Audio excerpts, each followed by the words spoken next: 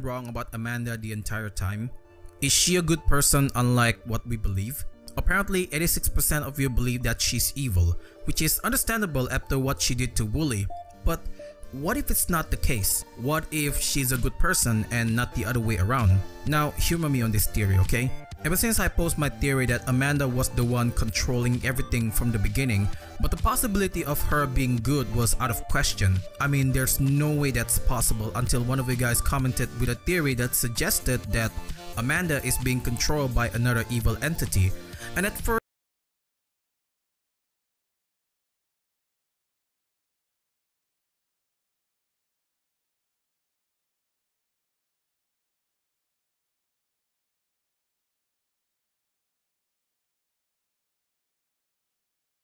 Oh, meow, meow. No! Am I a cat? when I saw that comment, I initially considered that option, but I don't see how another entity could fit into this. That is until I saw more comments of people saying that at the beginning when Amanda asked us if we like apple, there's a small hand or knife pointing out in the bushes. And when I look into it, suddenly the theory that Amanda was being controlled by an evil entity and could possibly be innocent the entire time changes everything how I see her action. So today, let's talk more about this.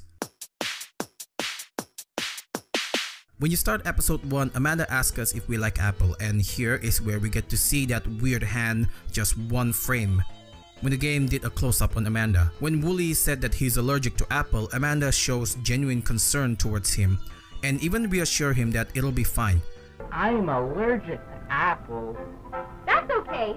You should never be afraid to try something new. Now, remember when I said, what if Amanda was good all along?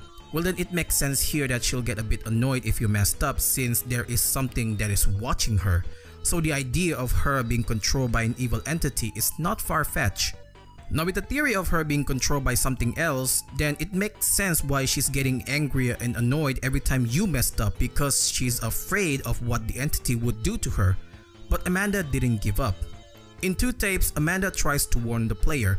Now all this time we're led to believe that Wooly was the one who's trying to warn the player and Amanda was the evil one.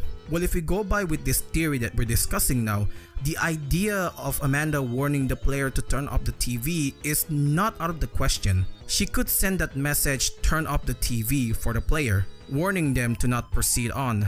But as usual, the player still continues on. So episode 2 starts with Wooly warning us something, and it is here where our theory of Amanda being a good person didn't add up. If she's good, then why would she kill Wooly? Well, I might have an answer for that. You see, Wooly might have known about the entity and grows concern for Amanda, that she's being possessed by the entity sooner or later.